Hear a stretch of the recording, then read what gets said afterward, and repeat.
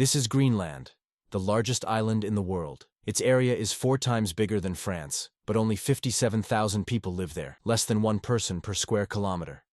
80% of the land is covered in ice, and one of its icebergs even sank the Titanic.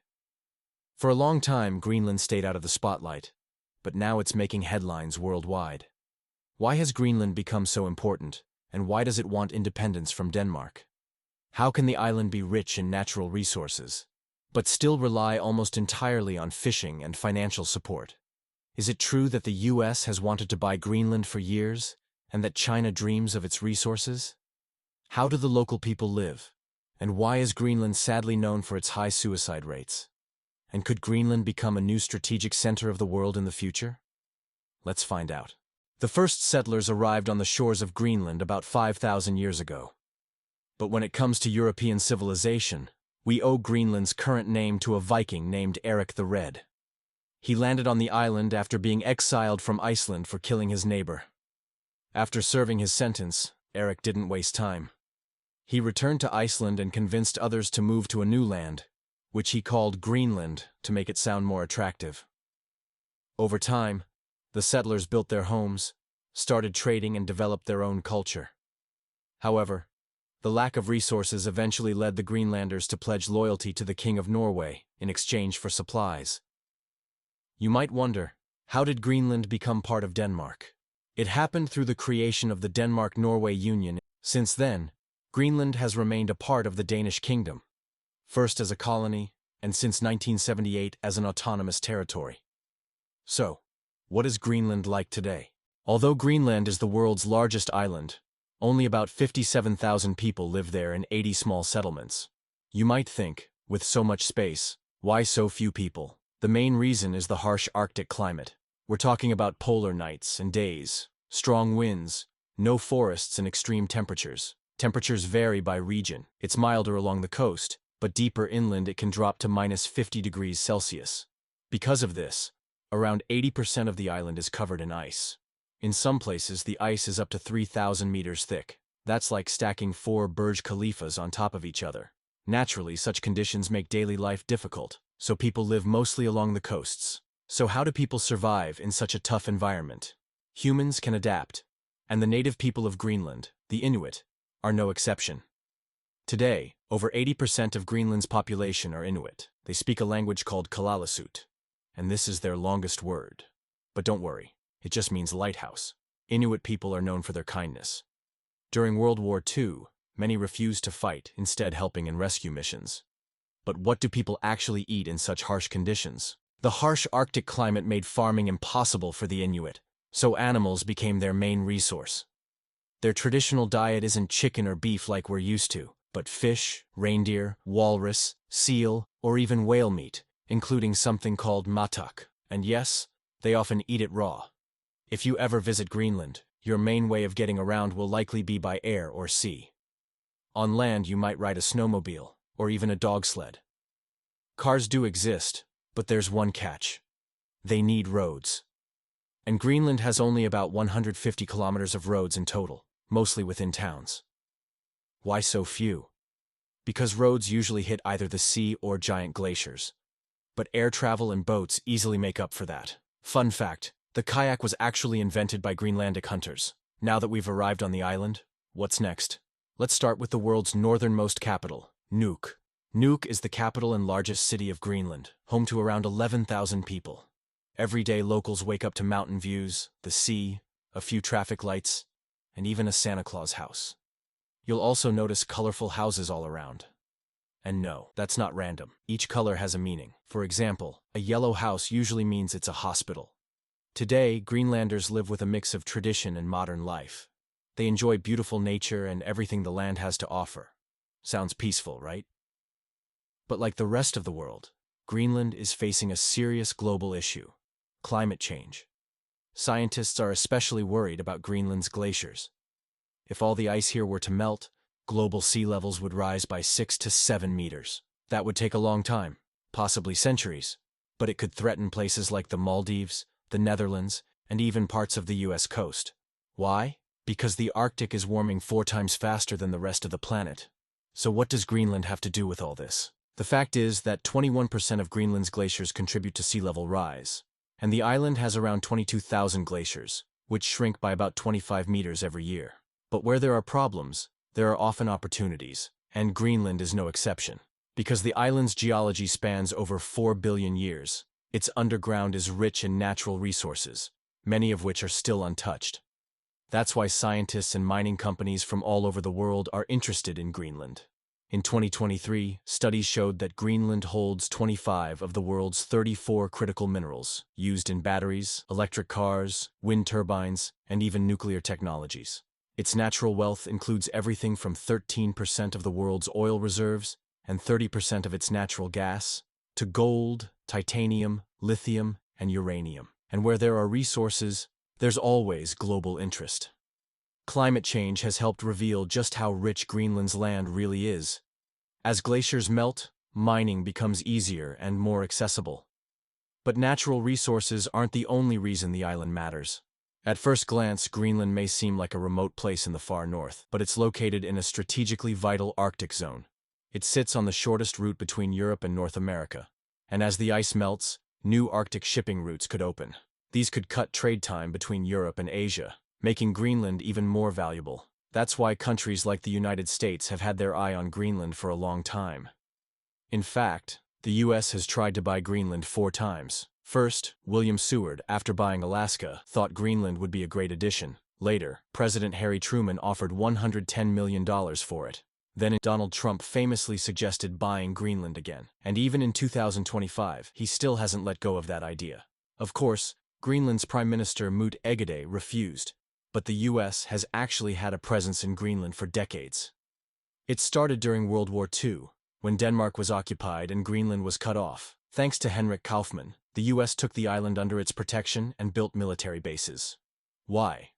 First, for refueling military planes heading to Europe. Second, because Greenland had the world's largest reserves of cryolite used in fighter plane production. Third, to protect the Arctic region from other countries like Norway, the UK, and Canada, which were also interested. Few people know this, but weather forecasting was critical for air missions.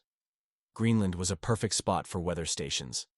That's why Nazi Germany tried to build their own stations there, while the US worked to stop them. But things didn't always go smoothly.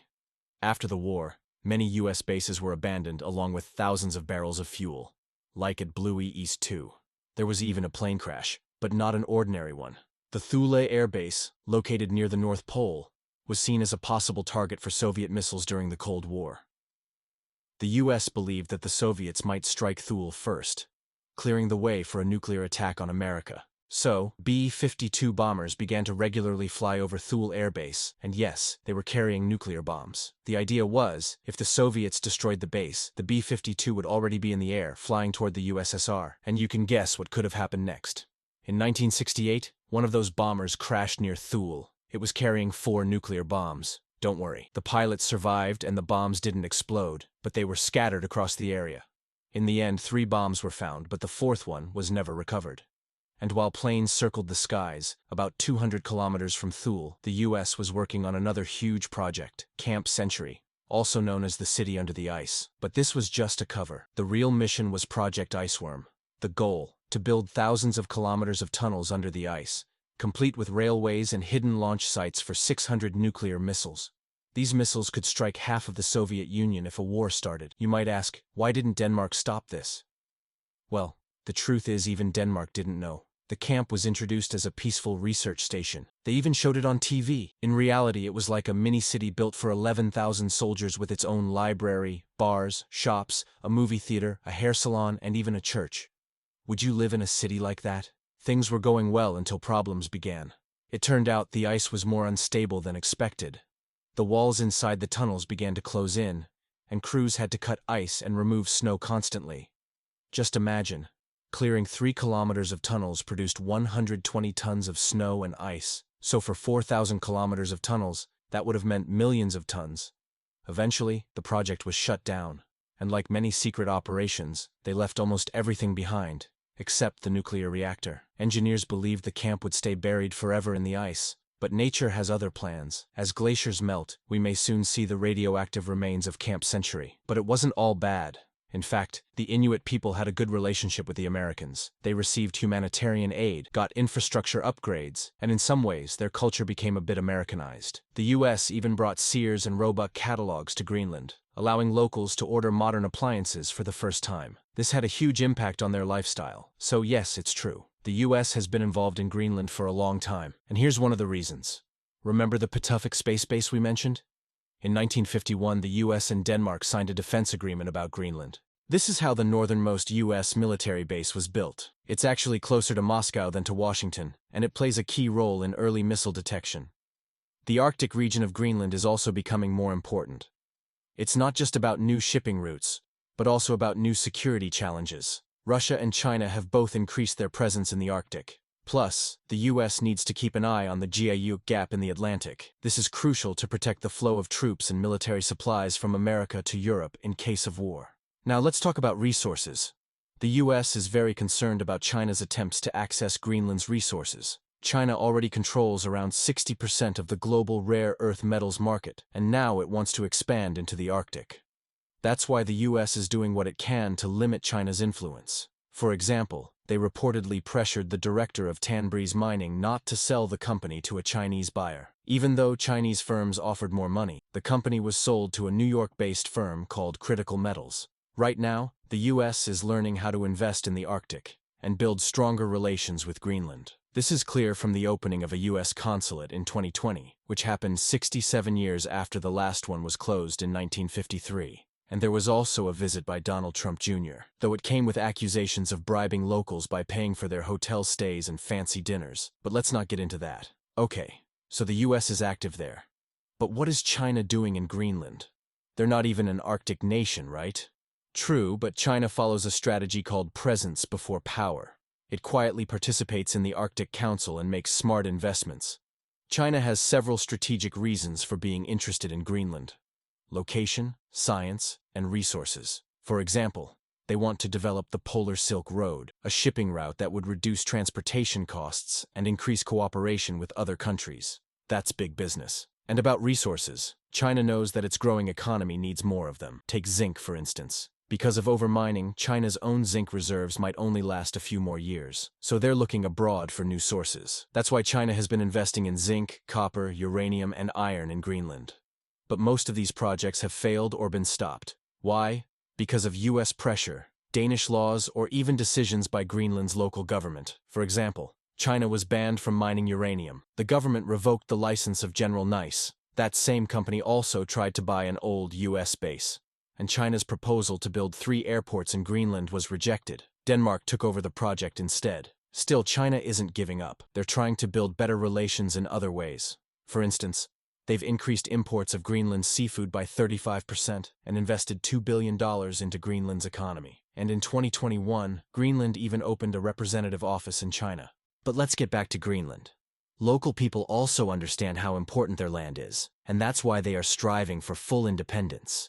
In fact, Greenland even left the European Union in 1985, although it still holds a special status. But why do they want independence?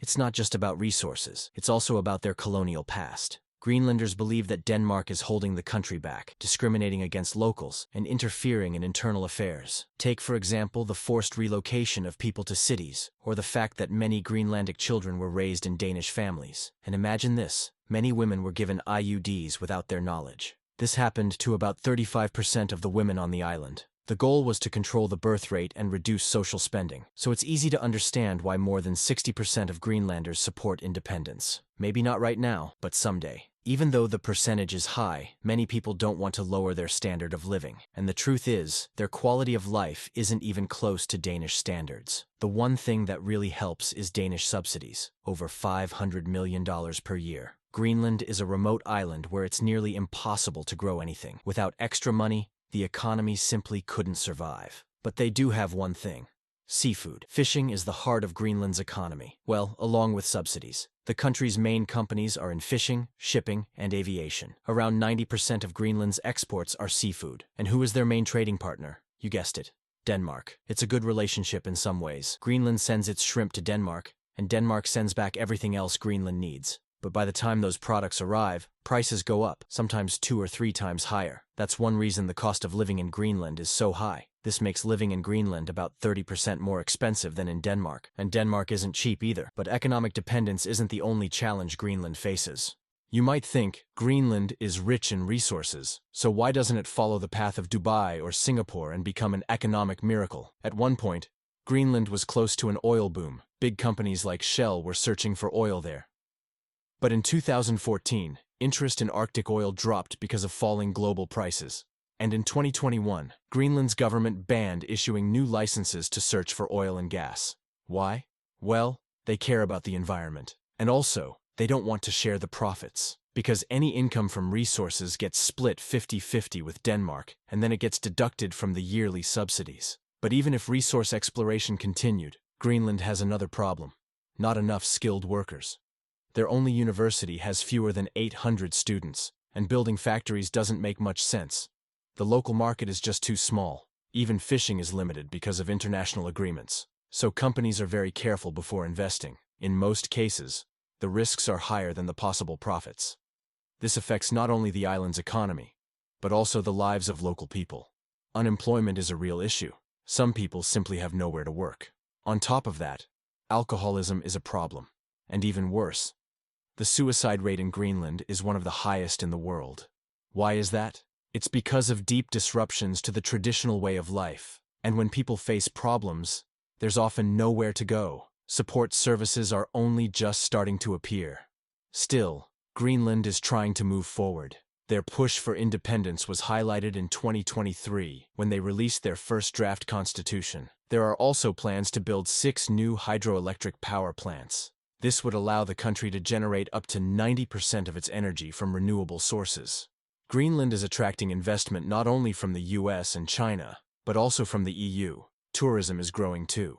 In fact, in 2025, Greenland was named one of the best places in the world to visit, according to the New York Times. Greenland has a future, because the Arctic means opportunity, resources, and global importance, and we'll keep watching Greenland's path, its push for independence, foreign investment, and its place in world politics. Subscribe. It's always interesting here.